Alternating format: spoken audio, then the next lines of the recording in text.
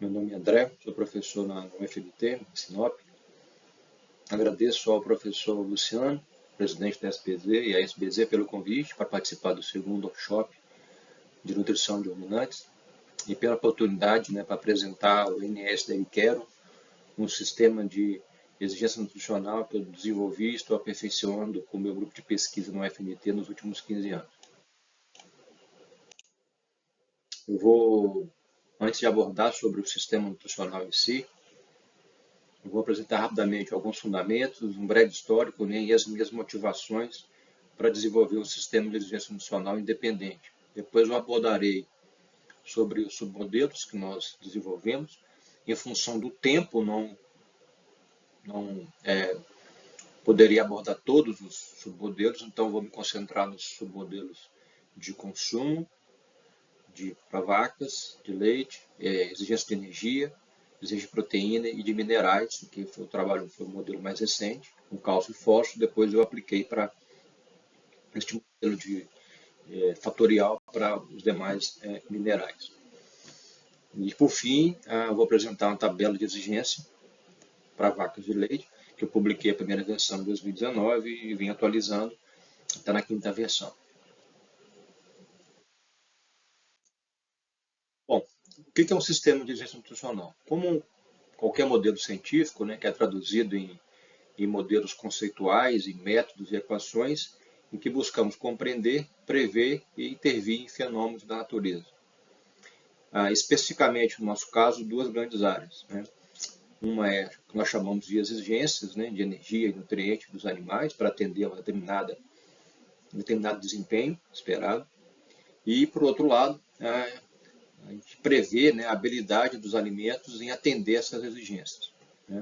Então, a gente traduz essas informações em métodos, em modelos conceituais, em métodos, em equações, que depois podem ser utilizadas por desenvolvedores de programas de formulação de dietas, ou de gestão da alimentação, por nutricionistas, por gestores da pecuária de leite, que no processo de alimentação e gestão dos rebanhos. Obviamente, então, aqui é importante a gente separar o que são coisas diferentes. Uma coisa é o sistema de exigência nutricional e outra coisa são os programas de formulação de dietas, ou sistemas de auxílio tomar de decisão. Ambos são importantes, mas são coisas diferentes.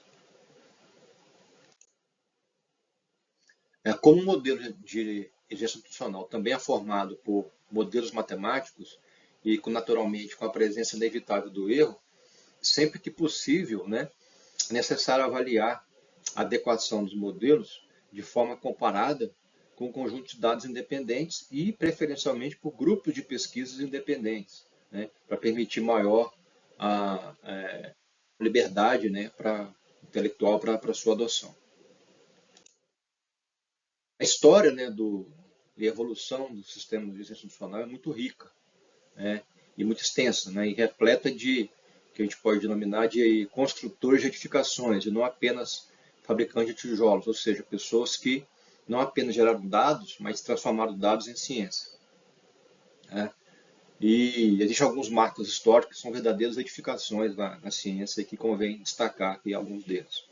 O equivalente feno, que talvez seja o nosso Big Bang, o primeiro sistema, talvez, de exigências, a primeira proposta, de sistema nutricional. Depois o sistema de Wind, de Wind na Alemanha, sistema de energia, proteína digestível, sistema de fracionamento de alimentos. A abordagem fatorial de exigências, inicialmente com proteína, proposta por Mitchell no início do século passado. Com o avanço dos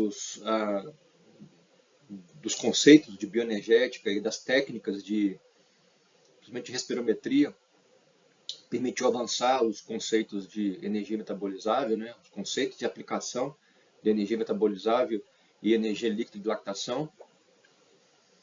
Sistema de detergente, revolucionário de Van Soest, sistema de proteína metabolizável, uso de isótopos estáveis, em nitrogênio e minerais, que permitiu mensurar diretamente as perdas endógenas fecal e urinária, que compõem o que a gente denomina de mantença, é um dos métodos, talvez seja a forma direta de se obter. Os trabalhos com lisina e metionina, né, os trabalhos pioneiros com respostas ao uso de lisina e metionina para vacas de leite, que teve um grande impacto em métodos, né, de avaliação de aminoácidos, que teve recentemente uma transformação, uma alteração, mas sem dúvida esses trabalhos tiveram um grande impacto, né, no entendimento da nutrição proteica de aminoácidos para vacas. Sistema de FDN fisicamente efetivo, né?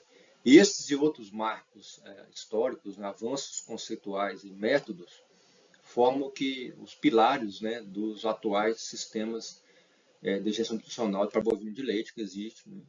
Aqui são apenas alguns, né? Tem o sistema britânico, o sistema australiano, o sistema nórdico, o sistema francês, tem o sistema Cornell, que é um sistema mais mecanicístico, né, ou mecanístico, né, que derivado muito influenciado pelos trabalhos de Ivan Socha. Cada sistema com abordagens diferentes, com conjunto de dados diferentes, né? Mas, sem dúvida, o mais adotado e robusto, que talvez seja a referência, a grande referência de sistemas de gestão nutricional para bovino de leite, são as publicações do antigo NRC, do atual NACEN, né? Academia Nacional de Ciência, Engenharia e Medicina, né? Que está na sua 8ª edição, né? E os modelos, né, nutricionais, de exigências nutricionais publicados, né, ou propostos pela atual versão, a maior parte desses modelos foram derivados de meta-análises de médias de tratamento de experimentos publicados. Sem dúvida, é o modelo mais robusto, né, nós temos e o mais adotado. Bom, diante disso, será que nós precisamos de novos modelos? Né? Uma pergunta, acho que válida, né? Existe uma visão majoritária de que talvez não seja necessário desenvolver novos modelos. Há vários modelos consolidados, talvez apenas pequenos ajustes, né, se necessário. Então essa é uma visão majoritária, talvez seja a visão mais correta, né? Minha visão é uma visão diferente, né, de outros colegas, né, que modelos científicos, o tema de gestão nutricional como modelo científico, né, eles são falíveis, né? Portanto, ele deve sempre ser submetido a um método de questionamento.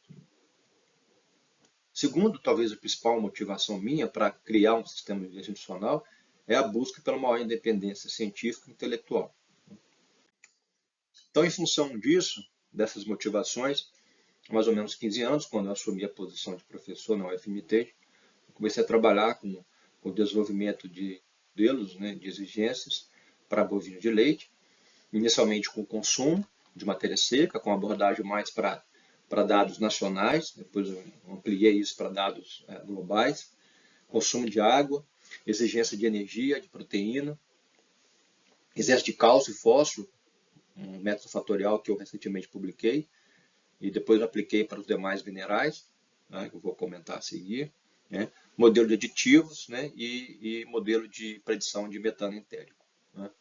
Esse conjunto de dados, né, para construir esses modelos, eu avaliei um conjunto com o meu grupo de pesquisa, mais de 1.300 experimentos, né, publicados, e utilizando como observação médias de tratamento reportado nesses experimentos, nesses estudos, né? Quase 4.500 dietas experimentais para construir todos esses submodelos, né? Com uma boa variabilidade de produção de leite, vacas entre 5 a 58 quilos de leite por dia, né?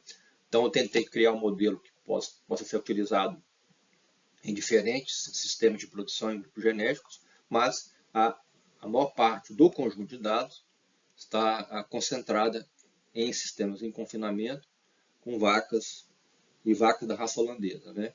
Em alguns submodelos eu consegui fazer algumas inferências em relação a grupos genéticos e a sistemas de produção, eu vou mostrar a seguir.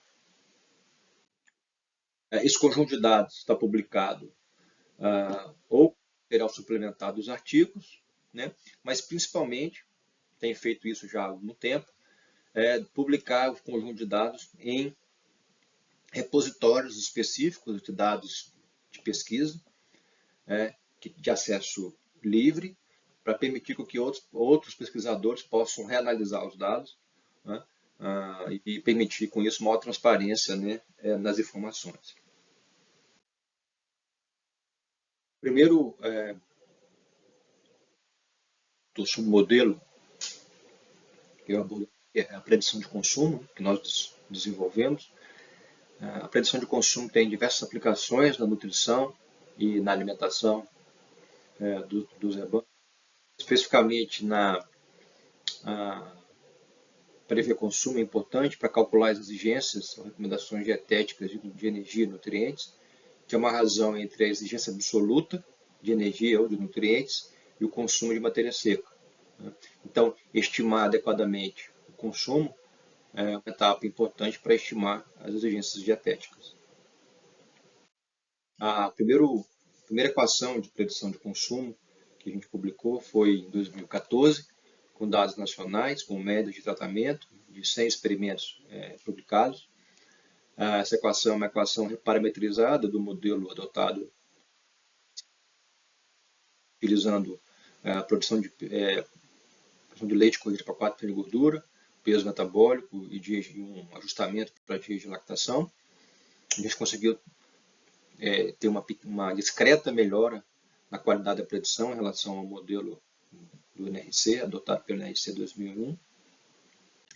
Esse ano eu fiz uma atualização no nosso conjunto de dados, utilizei dados globais de experimentos desenvolvidos em 18 países, a maior parte nos Estados Unidos, 40%, 25% no Brasil, arredondando, né, 15% na Europa e um pouco na Oceania e Austrália. Mais de 1.500 médias de tratamento, mais de 250 experimentos foram utilizados para o desenvolvimento, né, da nova equação. Uma boa variabilidade de animais, né, com consumo entre 7 a 26 quilos, produção de 5 a 50 quilos de leite. Então, essa aqui é uma equação com as mesmas variáveis preditoras, né? Apenas utilizei aqui um fator de ajustamento para estresse por calor, que leva em consideração o ITU crítico, né, para 68 para holandês, 75 para holandês Zebu, mas é um fator de ajustamento que ainda precisa ser analisada a sua adequação. Eu não consegui ainda um conjunto de dados suficiente para analisar a adequação desse fator de ajustamento. Temos uma simulação na predição de consumo ao longo de uma curva de lactação de uma vaca de 10 mil quilos, considerando essa curva de lactação, de produção de leite, esse comportamento aqui de peso corporal ao longo da lactação, então o consumo estimado com esse comportamento e que com um máximo aí próximo de 100 dias, né, com produção de leite máxima estimada em torno de 60 dias. Para avaliar a adequação dessa nova equação, comparada com a equação do NACE em 2021, adotada pelo NACE, né, a equação animal do NACE, que é uma equação que foi publicada pelo grupo do Michael Allen, de Michigan. A gente construiu um conjunto de dados independente, com diferentes sistemas de produção, né, e origem. Então, esse primeiro conjunto de dados aqui independente são experimentos publicados no Brasil, da raça holandesa em confinamento, são mais de 40 experimentos, com vacas com produção de 12 a 37 quilos por dia. Esse modelo atualizado subestimou o consumo em 50 gramas por dia, enquanto o do NACE meio quilo por dia. Uma precisão, um R2 similar. Um CCC, que é o coeficiente de correlação de concordância, que é um indicador de acurácia e precisão também. Ele vai de 0 a 1, quanto mais próximo de 1, melhor ao modelo, então um pouco melhor do que o do NACE. E a raiz quadrada do medidor de predição, que é um indicador de acurácia, né? Quanto menor, melhor, né? um pouquinho melhor do que o do NACE em 2021. Também eu reuni um conjunto de dados de animais em confinamento, da raça holandesa, mais de experimentos publicados no exterior, 20 experimentos, a maior parte dos experimentos publicados no Journal of Dairy Science, com produção de 35 a 58 quilos por dia, experimentos mais recentes. Eu reconheço que o número pequeno ainda de conjunto de dados ainda é pequeno, eu preciso aumentar e posso aumentar esse conjunto de dados, eu preciso, né, ampliar esse conjunto de dados. Mas com esse conjunto de dados ainda relativamente pequeno, Observei que o nosso modelo superestimou em meio quilo do NASS 062, valor similar. Uma precisão do nosso modelo um pouco melhor, né? Um CCC também um pouco melhor, e a raiz quadrada de repetição também um pouco melhor. Mas, embora eu reconheça que o conjunto de dados é pequeno, a gente precisa aumentar, eu preciso aumentar esse conjunto de dados. Para animais bichis, holandês zebu, eu reuni um conjunto de dados independente daquele que eu usei para construir, 11 experimentos, então pequeno, com vacas entre 9 e 26 quilos. Nosso modelo subestimou em 0,26 kg o consumo, do NASS em 1,32, uma precisão relativamente similar, um CCC um pouco melhor, e uma raiz quadrada de repetição de 4 e 8 do NASS. E para animais em pastejo, holandês zebu, dados de 18 experimentos,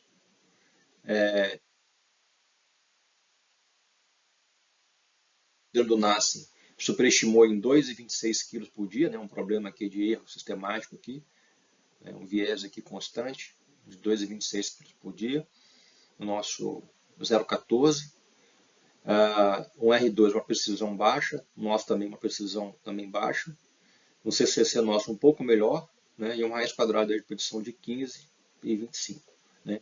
A gente comparar com animais mexidos em confinamento, a gente vê que a qualidade da predição é bem inferior, né, para animais em pastejo em relação a animais em confinamento, e uma das razões para isso é a própria incerteza associada com a mensuração de animais em pastejo. Né. Além disso, existem outros fatores que interferem no consumo de animais em pastejo que não são considerados no modelo. As vacas pré-parto, recentemente a gente apresentou um SPZ, derivado de uma dissertação de mestrado, de tese de doutorado da minha orientada, Andréia Donadia. Nós reunimos um conjunto de dados de 250 experimentos, aproximadamente, separamos um conjunto de dados para desenvolver e outro para avaliar de forma independente. A variabilidade de peso, vacas de 470 a 800 quilos, reportado nos experimentos. Dias relativo ao parto de 1,97 para desenvolver, mas a maior parte dos dados, animais da raça holandesa, é em confinamento. Então, esse aqui é o modelo proposto para vaca pré-parto, teor de forragem, FDN da dieta. Aqui um fator de ajustamento para paridade, vacas e novilhas, e é um fator para ajustamento para dias relativo ao parto. Né? Comparado com o modelo do NASS em 2021 para vaca pré-parto, aqui o nosso modelo proposto, ele superestimou em 0,16 kg de matéria seca o consumo, enquanto o do NASS em 0,84. Isso aqui para vacas. Tá? Uma precisão nossa um pouco melhor, um CCC também um pouco melhor, e uma raiz quadrada de repetição de 13,5 e 18. Né? Embora o nosso modelo para vacas tenha uma melhor qualidade da predição, uma melhor qualidade da predição do que o do NASS em 2021, ainda assim, há aí um problema de precisão. Aí. Bom, o submodelo de energia, eu construí baseado no conceito de energia líquida para lactação e energia metabolizável, em que a exigência de energia metabolizável representa a energia disponível para mantença, crescimento, gestação, lactação e recuperação de reserva corporal, e a energia líquida é a energia efetivamente utilizada. A diferença representa o incremento calórico, que é a medida de ineficiência na utilização dos nutrientes entre as diferentes funções. Né? Também tem a opção de cálculo de transformar a exigência total de energia metabolizável em energia digestível e NDT, para aqueles mais familiarizados. Então, para derivar novos valores de energia metabolizável para mantença e líquida, né, e eficiência de utilização da energia metabolizável para lactação e mantença, e mais especificamente para lactação, né, chamado KL,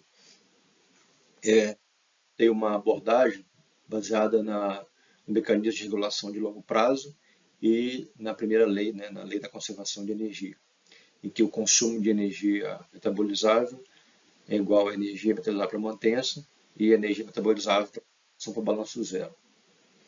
Como a energia metabolizável para a lactação para balanço zero representa uma razão entre a energia líquida, a lactação para balanço zero, e o KL, a energia metabolizável para mantença e o KL podem ser estimados por meio de uma relação entre o consumo de energia metabolizável e a energia líquida para a lactação para balanço zero, em que a energia metabolizável para mantença representa o intercepto estimado e o KL a recíproca da inclinação estimada. Então, para aplicar essa abordagem, eu construí um conjunto de dados de ensaio de alimentação, em que o consumo de energia digestível, a produção e a composição do leite, a variação de massa corporal e o score da condição corporal foram mensurados em experimentos com animais da raça holandesa e holandês zebu. Como esses experimentos não foram mensurados o consumo de energia metabolizável, eu precisei derivar uma equação para estimar o consumo de energia metabolizável pelo consumo de energia digestível. A energia líquida para balanço zero de energia representa a energia líquida para lactação, que é um produto, uma relação direta entre a produção de leite e o teor de energia do leite, que por sua vez é calculado, eu calculei a partir da composição do leite, e o balanço de energia. E aqui está a principal diferença da minha abordagem, que eu propus nesse trabalho, da abordagem tradicional utilizada em ensaios de respirometria, que é um método padrão para análise de metabolismo energético e exigência para vacas de leite. Em que há ensaio de respirometria, o balanço energético tem uma diferença entre o consumo de energia metabolizável observada, a produção de calor estimada por troca gasosa, e a energia líquida e a energia do leite, e a saída de energia do leite, que representa a energia líquida para a lactação. Já na minha abordagem, porque eu propus nesse trabalho em 2015, eu estimei o balanço energético por meio da variação de massa corporal observada e uma estimativa da energia corporal. E aqui está a principal fonte de incerteza na minha abordagem, uma vez que essa energia corporal estimada eu estimei por meio do score de condição corporal. Então essa é a principal fonte de incerteza nessa minha abordagem. Então, com esse conjunto de dados eu consegui derivar alguns valores e fazer algumas inferências em relação à energia metabolizada para mantença, animais, aqui principalmente holandês zebu, eu estimei um valor de 0,135 megacal por quilo de massa de peso metabólico para holandês zebu e 0,18 para animais taurinos, principalmente da raça holandesa. Então, indicando que vacas mestiças têm uma exigência menor, 25% menor do que taurinas de energia metabolizável para mantença. Porém, o KL das mestiças foram 17% inferior à das vacas da raça holandesa, 0,66, 0,55. Esse valor de KL de 0,66 de vacas para holandesa foi similar, que eu derivei em 2015, é exatamente o mesmo valor que o Comitê do NACIM em 2021 adotou, na atual versão, que foi derivado de um outro estudo, uma revisão feita em 2015 de estudos de espirometria no USDA. Aqui uma simulação da exigência total de energia metabolizável em função da produção de leite, animais do mesmo peso, dos dois grupos genéticos, mostrando aqui uma efeito de interação genótica com o ambiente. Abaixo de determinado nível de produção, a exigência total de energia metabolizável é menor das vacas mestiças em relação às taurinas. A partir de determinado nível, a situação se inverte em função das diferenças na energia metabolizável para mantença e no KL. Recentemente, tive a oportunidade de participar desse estudo, publicamos aqui em 2024, nesse ano, um estudo de espirometria feito na Embrapa Gado de Leite, sob a liderança do Luiz Gustavo, um orientado dele de doutorado, João Sacramento, em que foi mensurado, foi estimada a exigência de mantença e o KL de vacas F1 holandês GIR primíparas não gestantes. Vocês observam que os valores derivados aqui, desse sair de espirometria, de mantença, de energia intervalada para mantença, foi similar ao valor que eu obtive nesse trabalho anterior, que é a base aqui do sistema de energia do meu modelo nutricional.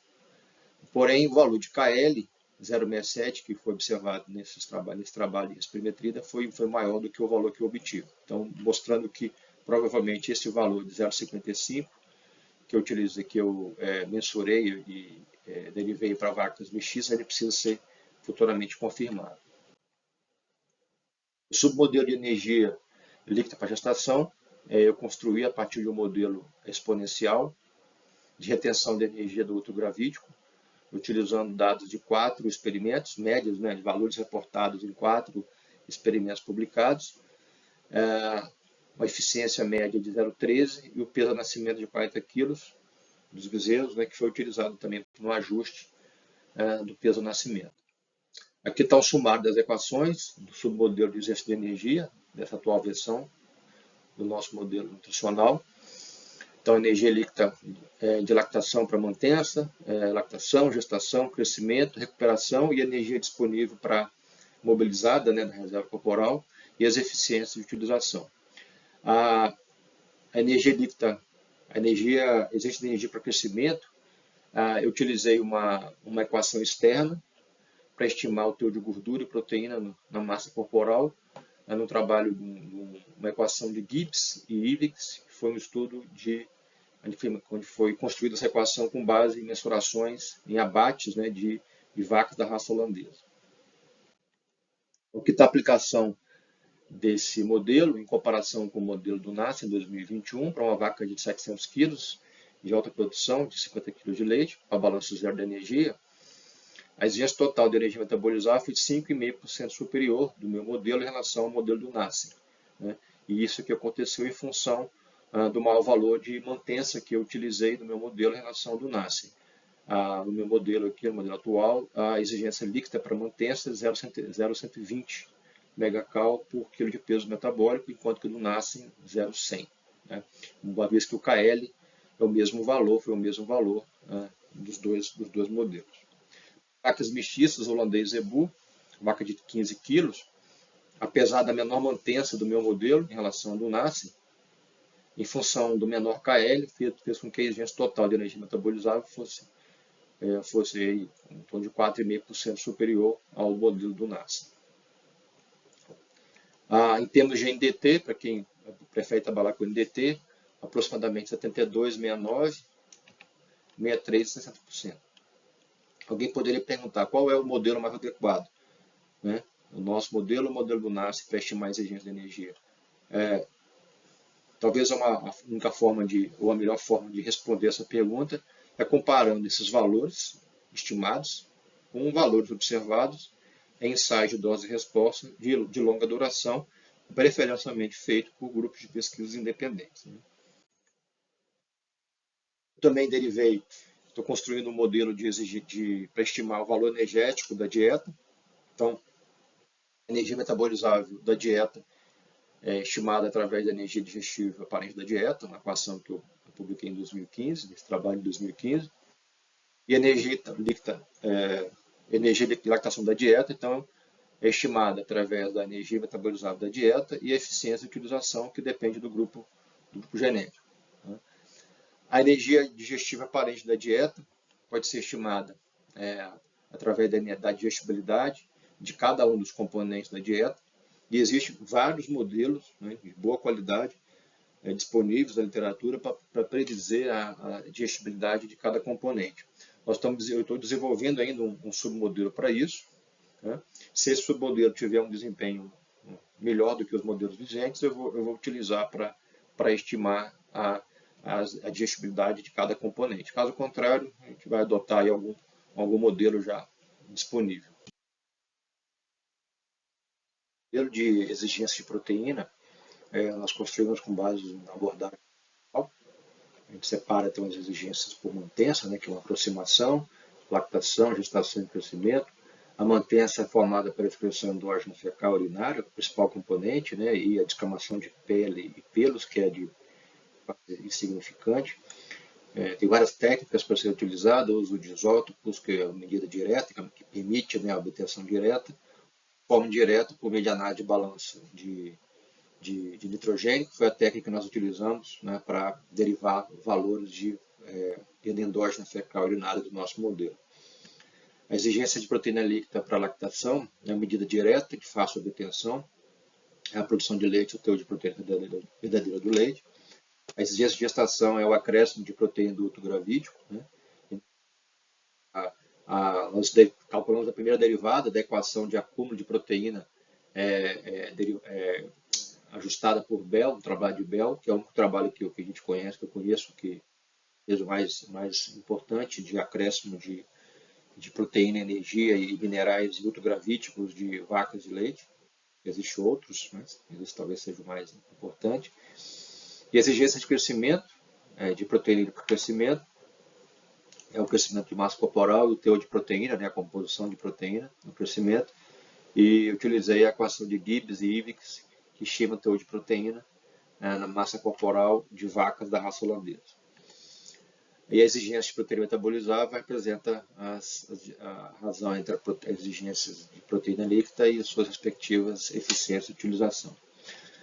Como 90% ou mais de 90%, né, eu vou mostrar a seguir, das exigências de proteína metabolizável para uma vaca de leite de maior produção são formadas pela mantença e lactação, e como lactação é a medida direta, né, de fácil obtenção, de alta acurácia e precisão, os principais pontos-chave, né, ou fontes de incerteza, né, na abordagem fatorial são estimar a exigência de endógena fecal urinária e as eficiências de utilização da proteína metabolizável para a lactação. Né? Durante muitos anos ou décadas, os valores de perda endógena fecal urinária proposto uma meta-análise de média de tratamento, publicada na década de 70, foi talvez os valores mais utilizados por vários modelos de exigência nutricional de bovinos, né, também de bovinos de leite. No entanto, essa meta-análise que Swenson fez, ele não utilizou média de tratamento de animais de vacas de lactação, só animais em crescimento. Como vacas em lactação tem o maior consumo de nitrogênio por unidade de massa corporal, eu pensei que nós entendemos, né, que era necessário derivar novos valores para vacas de lactação. Então, fizemos isso, junto com o orientado meu de mestrado, o Henrique. Nós construímos um grande conjunto de dados, de mais de 800 médias de tratamento, de 212 experimentos de balanço de nitrogênio, com uma grande variabilidade aqui de produção de leite. Então, plotamos aqui a relação entre a excreção de nitrogênio fecal urinário total observada e o consumo de nitrogênio, e estimamos a perda, a excreção endógena fecal urinária combinada, com o intercepto dessa relação, desse modelo exponencial. Então, a proteína líquida para mantença, nós consideramos como 6,3 gramas por quilo de peso metabólico. Também calculamos a eficiência de utilização da proteína metabolizada para lactação com essa abordagem. Calculamos para cada média de tratamento, um valor médio de 0,71 aproximadamente, e comparei também, construímos também uma equação para eficiência variável de utilização de proteína metabolizada para lactação, com base na relação entre o nitrogênio excretado no leite e o consumo de matéria seca. Como esse modelo de eficiência fixa ficou melhor do que o modelo de eficiência variável, a gente previamente utilizou ele como modelo, como um valor para o nosso modelo. Para comparar a adequação do nosso modelo para estimar a exigência de proteína metabolizável com outros modelos de exigência de proteína metabolizável, a gente também construiu um conjunto de dados independente, formado por experimentos que foram mensurados, né, o fluxo de nitrogênio microbiano e nitrogênio não amônio não microbiano. E com base nisso, a gente conseguiu calcular a proteína metabolizável observada nesses experimentos, nessas médias de tratamento, por essas médias de tratamento, né, e comparar o valor observado com o valor estimado de exigência de proteína metabolizável pelo nosso modelo proposto, comparado com outros. Tá? Então, aqui está uma comparação com o nosso modelo com o do CNCPS e com o do NASP 2021 para estimar exigências de proteína metabolizável, que não é suprimento, é exigência. Então, o nosso modelo proposto não apresentou um erro significativo, enquanto do CNCPS 290 gramas, ele subestimou em 290 gramas a exigência de proteína, e do NAS em quase meio quilo de proteína metabolizável, né? Embora o nosso modelo ainda apresentou claramente um problema de precisão, assim como os demais. Então, aqui está o sumário das equações que nós utilizamos para estimar a exigência de proteína líquida e proteína metabolizável, conforme eu comentei anteriormente, com base nesses estudos que eu acabei de citar, né? Aqui, então, está a aplicação desse modelo, novo modelo de proteína metabolizável, para uma vaca primípara de 10 mil kg de leite, ao longo de uma lactação, em crescimento, com período de serviço de 90 dias. Vocês observam que a lactação em mantença representa mais de 95% da exigência total de proteína metabolizável. Mesmo no final da lactação, gestação representa menos de 4%, e crescimento entre 3% e 4% da exigência de proteína metabolizável. Estou mostrando como é importante para vacas em lactação, bons modelos para estimar a exigência de mantença, né, que na verdade é uma aproximação, são as perdas endógenas, fecal urinária principalmente, e as eficiências de utilização da proteína metabolizável para a lactação, que são os principais pontos chaves, né, e fontes de incerteza para estimar a exigência de proteína metabolizável para vacas. Aqui uma comparação com vacas primíparas,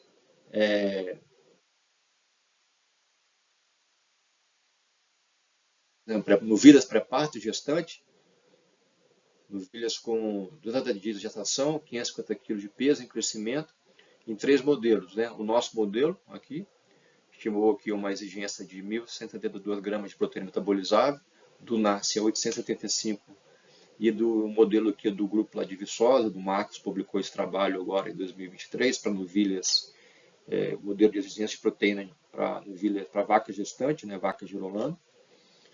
Então há uma grande diferença aqui entre os modelos. Como é que a gente pode analisar a adequação desses modelos? É comparar, como eu venho falando aqui, como eu disse aqui ao longo da minha apresentação, comparar com estudos independentes de dose e resposta. Então, um desses estudos foi uma meta-análise publicada pelo grupo da Universidade da Flórida, em 2019, sobre o efeito do nível de proteína no pré-parto sobre o desempenho pós-parto. Então, eles avaliaram 27 experimentos, 125 meses de tratamento, e para nulíparas, o que eles observaram? Que o aumento de proteína metabolizável no pré-parto para 1.100 gramas por dia aumentou linearmente a produção de leite no pós-parto. Então, indicando que talvez esse seja um nível adequado. Se a gente comparar aqui, o nosso modelo foi o que mais se aproximou desses valores aqui observados nessa meta-análise. Bom, o que nós fizemos foi derivar novos valores de exigência de proteína líquida e metabolizável para vaca e lactação, né? No entanto, para a aplicação de qualquer modelo de exigência de proteína metabolizável, é necessário também estimar o suprimento de proteína metabolizável. Esse sempre foi o grande problema da aplicação de modelos de proteína metabolizável, estimar o fluxo de proteína metabolizável, né, que é formada pela proteína microbiana verdadeira digestiva, pela PNDR digestiva e uma fração endógena também, que é muito baixa magnitude aqui para vacas de leite, né? Existem modelos mais simples, que é um modelo que a gente tem adotado inicialmente, baseado no suprimento de energia e compostos nitrogenados do rumen, para estimar a produção de proteína microbiana. E há modelos mais sofisticados, como um modelo que o professor Ricardo Vieira, da UENF, desenvolveu baseado em cinética de digestão e passagem. Bom, mas de qualquer maneira existe um desafio, sempre foi um desafio prever o suprimento de proteína metabolizável. Talvez por esta razão que muitos têm procurado desenvolver modelos aplicados à nutrição de vacas de leite, de proteína, com base em proteína líquida para lactação, que basicamente é a produção de proteína verdadeira do leite, que é uma medida direta entre a produção de leite e o teor de proteína verdadeira do leite. Então, há um interesse hoje de se buscar estimar diretamente a exigência de proteína, a resposta, modelos de predição de proteína líquida, né? Em função, talvez, dessas dificuldades aqui, das incertezas associadas com as próprias técnicas para mensurar os fluxos, né, de nitrogênio microbiano e nitrogênio amônio não microbiano, né? Mas, mesmo assim, embora seja uma medida direta, né, a produção de proteína verdadeira do leite, existem alguns desafios que eu vou mostrar a seguir. Esse aqui é um trabalho publicado esse ano do grupo do Mike Heiniger e também da Elena Pierre, lá do Canadá, que liderou aí o submodelo de proteína do NACE 2021. Eles fizeram uma atualização desse modelo para predição de proteína verdadeira do leite, uma meta-análise analisando 221 experimentos, né, com médio de tratamento. Esse aqui é o modelo consolidado, né, atualizado do NACE, de predição de proteína líquida, né, ou seja, proteína verdadeira do leite, utilizando aqui o fluxo de 6 aminoácidos absorvidos e a energia digestiva para cada componente da dieta, que é um modelo que incorpora novos conceitos, novas abordagens, né, de síntese proteica, de regulação de síntese proteica. Veja que esse modelo, embora seja um modelo empírico, né, que incorpora esses novos conceitos, né, mais modernos, podemos dizer assim, ele não apresentou melhor qualidade de predição do que o modelo mais simples de predição de proteína verdadeira no leite, com base apenas no suprimento de proteína metabolizável e energia digestiva.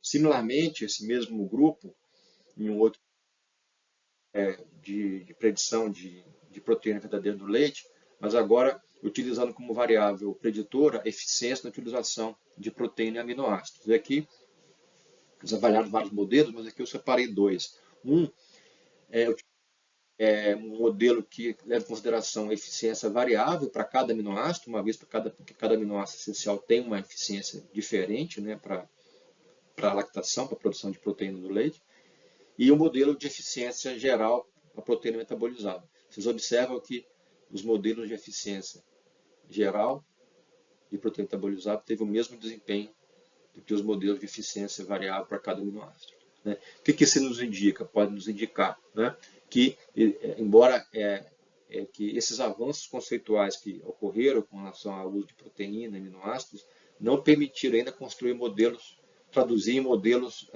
de melhor qualidade de predição, né, indicando a necessidade de avançar em métodos, né, em modelos e métodos, né, de avaliação. Aí eu chamo a atenção, em função disso, de um projeto que o professor Eric Batista de Labros, né, está desenvolvendo, né, exatamente com o objetivo de aprimorar os métodos e o conjunto de dados, né, sobre a utilização de proteína e de aminoácidos em ruminantes.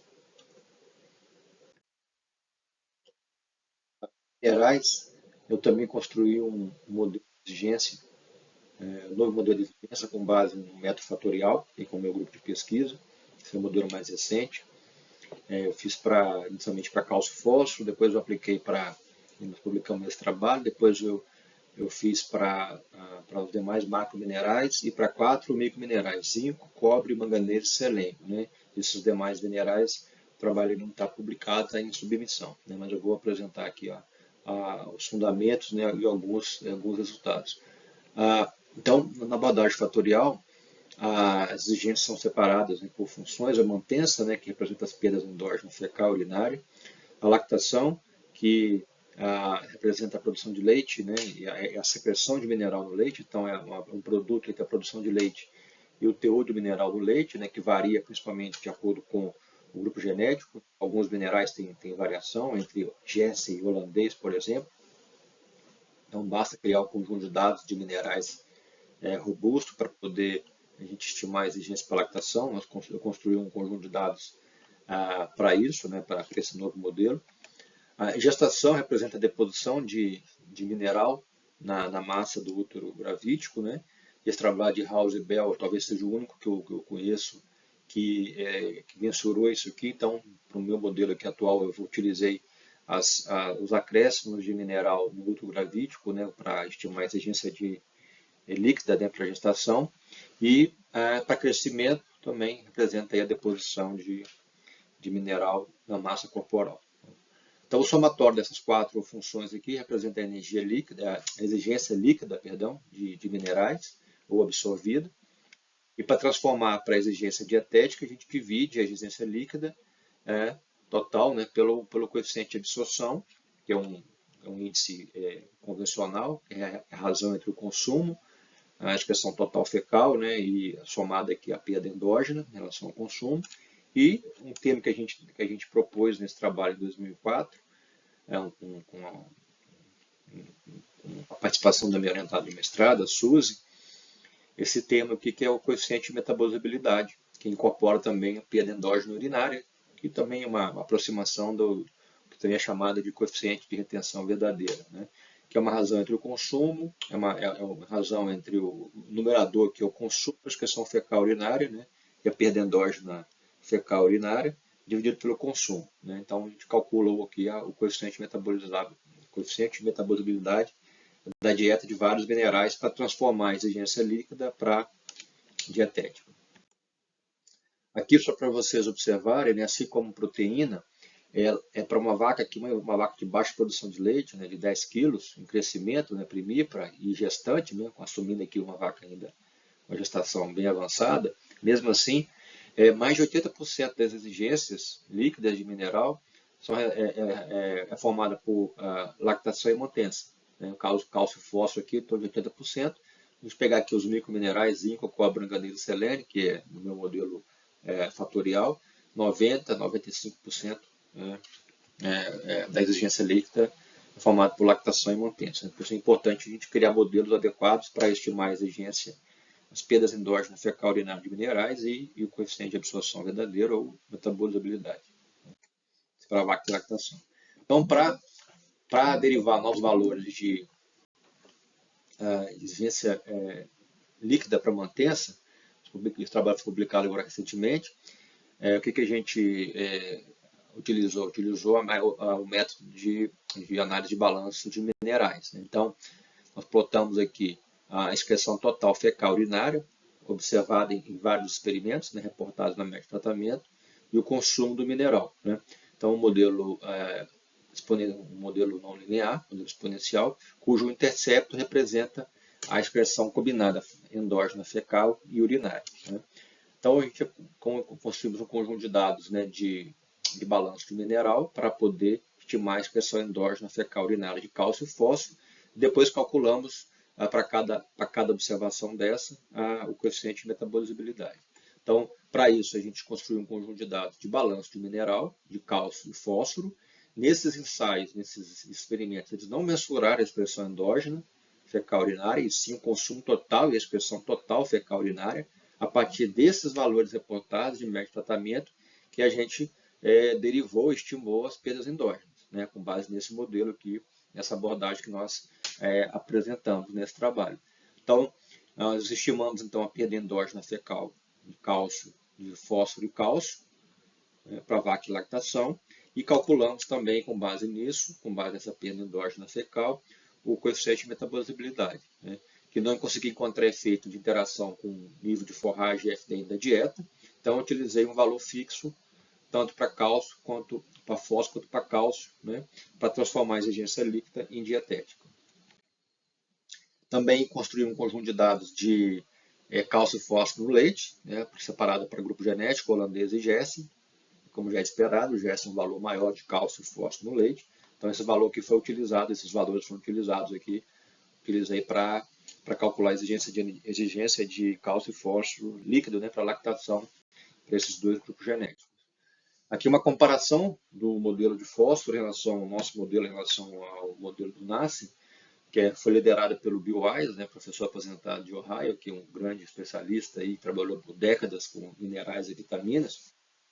Como é que eles propuseram aqui os valores de perda endógena fecal urinária? Ele avaliou média de tratamento de 3 experimentos, considerou o coeficiente de absorção verdadeiro de 0,8, né? Então eles não derivaram o valor, eles calcularam uma média aqui para fósforo, né, para exigência de mantença, com base nesses valores aqui de apenas 3 experimentos, enquanto a gente não, eu e a minha orientada, nós, a partir dessa análise de vários experimentos de balanço mineral, a gente derivou esse modelo aqui, a perda endógena fecal para fósforo e também para cálcio. Aqui só dando exemplo do fósforo, né, para comparar. Para a lactação, eles deram média de 13 estudos, com valor de 1 grama de fósforo por quilo de leite, também uma equação com base na proteína verdadeira do leite. Então, quando a proteína verdadeira do leite é conhecida, pode ser estimado, né, o teor de fósforo no leite. No nosso caso, nós consideramos o efeito só de grupo genético para holandês e pajés. Claro, do NASCE, o comitê do NASCE, como default, como o valor de fixo, né, de coeficiente de absorção verdadeiro, e também existe uma tabela de acordo com distribuição relativa, né, por fonte.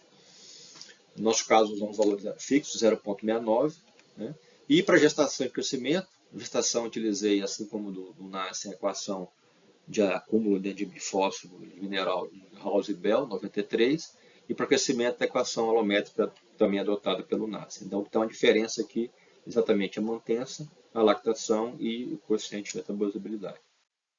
Aqui, os valores estimados de exigência pelo meu modelo em relação ao modelo do NASCE para cálcio e fósforo para uma vaca de 650 kg e 40 kg de leite, com 24,8 kg de matéria seca, né, de consumo. Então, você vê que há uma diferença, nosso modelo de cálcio 12% superior, de fósforo 13% inferior, valor aqui de 0,31. Como eu venho dito e falado aqui na minha apresentação, como é que a gente pode avaliar a adequação desses dois modelos de exigência fatorial? É comparar os valores estimados com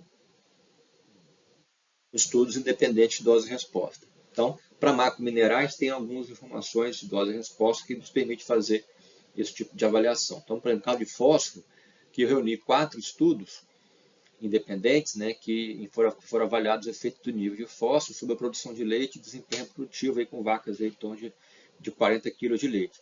Então, vocês observam que mesmo tendo uma variação entre 0,24 até 0,49% de fósforo, o nível ótimo de fósforo, ou seja, o nível mínimo de fósforo que não interfere no desempenho produtivo, ficou entre 0,3 e 0,31, similar aqui ao valor que eu obtive aqui no meu modelo, nosso modelo aqui fatorial, né? Indicando que nosso modelo talvez esteja adequado em relação a essas nova tendência, né? A nova nós já temos há algum tempo, né? De minimizar fósforo por uma questão econômica e ambiental, né? Para magnésio também eu observo uma grande diferença, né? Eu não apresentei aqui os detalhes, mas eu apliquei a mesma abordagem para cálcio e fósforo, para os demais macrominerais e para microminerais, né? Esse trabalho ainda não está publicado, estou ainda em submissão, né? Mas eu estou apresentando aqui esses resultados, né? Então, esse modelo fatorial para magnésio, o valor foi de 0,36 simulado aqui para essa mesma vaca, e em comparação com o do NASCE, 0,19. Essa aqui é uma meta-análise feita em 94, publicada em 94, no New Science, que eles observaram que, principalmente no verão, o nível ótimo de magnésio ficou entre 0,30 e 0,35, né, para vaca e lactação. Então, nosso modelo está mais adequado, né? Claramente, o próprio BioWise reconhece que os níveis de magnésio talvez estejam abaixo, né, também para pré-parto, né, do modelo fatorial do NASCE. Para os demais macrominerais, potássio e sódio, meu modelo fatorial calculou para essa vaca de 40 quilos um valor superior, bem superior aqui ao do NASCE, cloro e enxofre mais próximo, o que gerou um valor de balanço cationiônico 80% superior para essa vaca de 40 quilos em relação ao do NASCE. Novamente, como é que a gente pode avaliar a adequação desses dois modelos, comparando com dados de dose e resposta independente. Dados de 3 meta-análises sobre o efeito de balanço catinônico da dieta sobre a produção de leite, com valores ótimos entre 250 e 400 mil equivalentes por quilo de matéria seca. Vocês observam, então, que o meu modelo produziu um valor para essa vaca dentro do limite inferior, né? No limite inferior nessa faixa ótima, enquanto que do NASCE metade dessa faixa ótima, indicando que provavelmente o nosso modelo fatorial está mais adequado do que o do NASCE. Para micromineral, como eu disse, eu apliquei essa mesma abordagem de cálcio e fósforo para 4 microminerais, zinco, manganês, cobre e selênio. Comparado aqui com o NASCE, o BioWise propôs aqui mantenha-se de 5 mg de zinco por quilo de matéria seca. Esse valor foi uma média observada em 3 estudos usando isótopos estáveis, né, que é a medida, que é o método padrão para estimar exigência, para estimar perda endógena, fecal urinária, perda por medida direta, né? Só que esses dois estudos, um utilizou cabra, utilizou novilha, nenhum desses estudos utilizou vacas de leite, né? Então, eu consegui, com essa mesma abordagem que eu fiz para cálcio e fósforo, reunir dados de 5 experimentos, 18 métodos de tratamento, em que o consumo de zinco e a expressão total fecal urinária de zinco foi mensurada, né, por coleta total. Esses estudos não mensuraram a perda endógena, mas sim o consumo e a expressão total fecal urinária. Então, utilizando esse mesmo modelo exponencial, o intercepto aqui representa a perda endógena de 24, quase 5 vezes aí superior à perda endógena que o comitê do Nassen e o BioWise adotou, né? De zinco no leite do Nassen aqui de 4 estudos, 4 miligramas de zinco por quilo do leite. Esse meu trabalho aqui, que eu, para obter os valores de referência de mineral no leite, e reuni 21 estudos em que o teor de mineral no leite foi mensurado em rebanhos, né? Então, um número grande aqui de rebanhos para poder eu construir esse conjunto de dados para ter a referência para calcular a exigência líquida de minerais. No caso aqui de zinco, uma diferença aqui entre o grupo genético holandês e Gerson. O comitê do NACE, né, o BioWise, que liderou esse comitê, propôs utilizar um valor verdadeiro de 0,2, baseado em disponibilidade relativa, para transformar dietética. E eu também apliquei o conceito de coeficiente de metabolizabilidade, que a gente propôs no trabalho de cálcio e fósforo para zinco, e aqui eu consegui identificar diferenças no coeficiente metabolizável de zinco da dieta, utilizando fontes inorgânicas e orgânicas, né? Um valor superior aqui para a fonte orgânica de zinco. Então, a exigência dietética de zinco vai depender da fonte utilizada, né? Quando você utiliza a fonte orgânica de zinco, o nível dietético pode ser reduzido. Então, eu apliquei isso também para outros minerais, eu só consegui ver diferença para zinco e para selênio. Cobre e manganês, eu não consegui ver diferenças entre fonte orgânica e inorgânica para o coeficiente de metabolicidade, talvez pelo nosso conjunto de dados, isso não quer dizer que não exista, né? Talvez esteja limitado pelo nosso conjunto de dados, né? E gestação e crescimento, eu também utilizei a equação, o acréscimo de zinco observado por House e Bell, e crescimento também é a mesma equação do NAF. Né? Então, a diferença é mantença e lactação e o coeficiente de metabolicidade em relação à abordagem do NAS. Aqui são os valores para essa mesma vaca, né, 40 kg de leite, valores de zinco, né, de 4 zinco, manganês, cobre e selênio, que é uma abordagem fatorial do nosso modelo em relação ao do NAS. Eu vejo que há uma diferença aqui para zinco, se utiliza a fonte inorgânica e orgânica, selênio também, né? E aqui a diferença em relação ao do NAS, né? No caso de cobalto, o modelo que eu adotei é um modelo com base em dose e resposta, então eu encontrei a partir de análise de experimentos de dose e resposta o valor de 0,5. Cromo, baseado na meta-análise que a gente fez no nosso laboratório, com um orientado meu de mestrado, de doutorado, João Rafael, a gente observou que a melhor dose de resposta para vacas em termos de produção de leite na fase pós-parto, 0,3 mg de cromo por quilo de matéria seca, então a gente usou esse valor aqui como recomendação. E iodo, a gente não derivou nenhum valor, utilizei o mesmo valor do NACER, foi o único valor que a gente utilizou similar. Os demais são todos valores novos, né, novos abordagens. Tá? Como é que a gente pode comparar a adequação dos modelos? Novamente, comparando com experimentos de dose e resposta independente. O problema é que eu ainda não tenho essas informações, né, para poder fazer a comparação. Né? Tem poucos ainda, agora tem algumas iniciativas, até no Brasil também, de avaliar efeito de mineral traço, né, de micromineral. Ainda não tenho informação suficiente para estabelecer qualquer inferência em relação a isso. Então, existem algumas incertezas em relação ao meu modelo de fatorial para mineral e limitações. Né? Primeiro que essas exigências, esses valores de exigências são obtidos de animais saudáveis, então isso pode ocorrer uma diferença em animais em situação de desafio imunológico, então algum fator de ajustamento pode ser utilizado. No meu modelo não tem efeito de antagonista, né, sobre o coeficiente de metabolicidade, porque os efeitos são conhecidos. Eu não consegui identificar esse efeito, talvez pela limitação do meu conjunto de dados. Né. É necessário ampliar o conjunto de dados, principalmente para minerais traços, de perda endógena fecal, urinária, e cálculo também de coeficiente de metabolicidade. E o ponto principal aqui é estimar a perda endógena, porque é pela perda endógena, depois que a gente estima o coeficiente de absorção verdadeira ou metabolizabilidade. Então, o ponto-chave aqui é mensurar as perdas endógenas, seja por balanço de minerais, como essa abordagem que a gente fez, seja por uso de isótopos estáveis, que é uma técnica mais antiga, mas foi aparentemente abandonada, poucos estudos, né, que hoje atualmente que utilizam, né. A pesquisa com minerais hoje está muito mais aplicada do que pesquisa básica, né.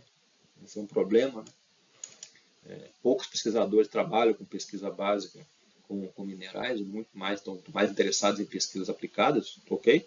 Mas existe uma lacuna aí, né? E também é necessário fazer a avaliação da adequação do meu modelo de exigência mineral, modelo fatorial, comparando com o dado de dose e resposta, que a gente precisa ampliar também, né? Então, mineral ainda tem muita coisa para ser avançada, embora eu entenda que a opção que possa ter dado para reduzir as incertezas, ainda há muitas incertezas ainda no modelo fatorial para minerais, principalmente para microminerais, né?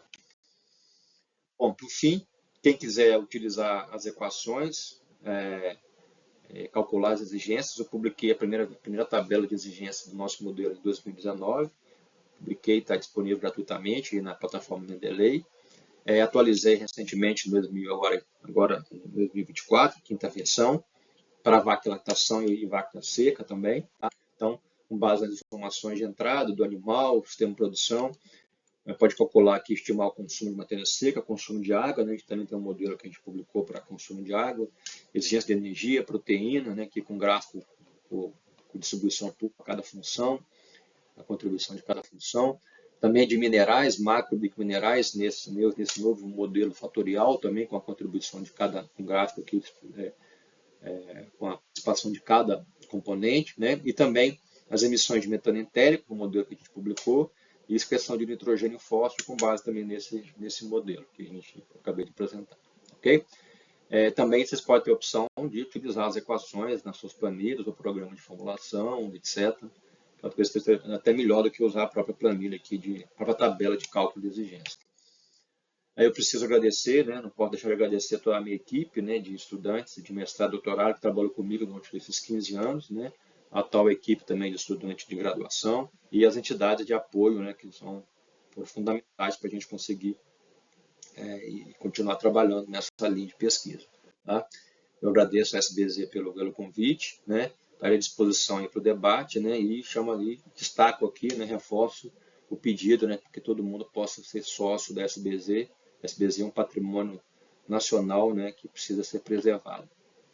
Okay? Até o debate.